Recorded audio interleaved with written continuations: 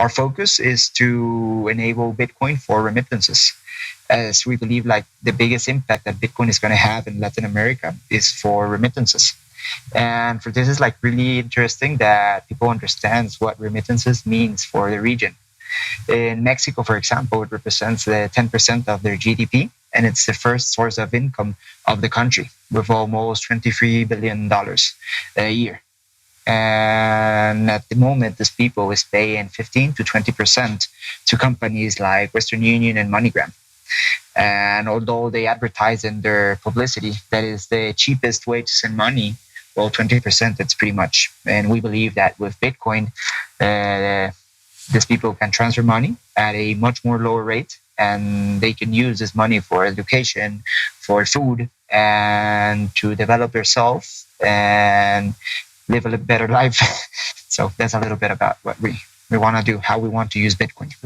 For whole Latin America, it's like $60 billion. And Mexico has a 38% of the money that's coming to the region.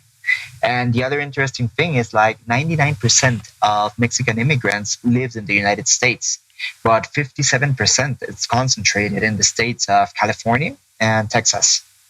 So you have almost 55% of the money from the remittances comes from 2 states in the United States.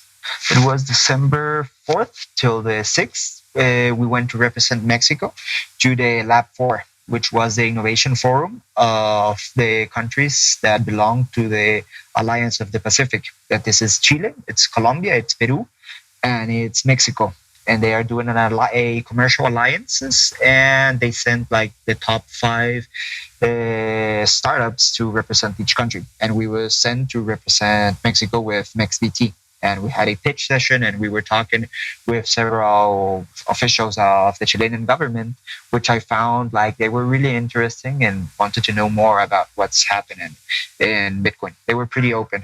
Pretty open. And the other really cool thing is that the Mexican government paid the flight and helped us to get into the conference. So it was pretty cool. Yeah, well, at the moment we are operating, we're doing a little bit of OTC, and well, the banks are pretty cool. Just want to know what are we doing, and we're being transparent with that. So there is no problem.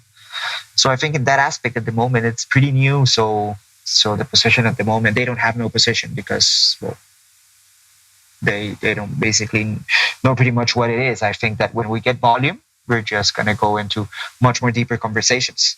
And for example, here we have a little bit of, well, we have good support of WIDA, which is Telefonica, the business accelerator of Telefonica. So I think it's going to be pretty interesting in the following month, and I'm going to be able to tell you a little bit much more of the government reactions and of the bank's reactions. But at the moment, we're being able to operate pretty good. I think like the ability to send money to any part of the world.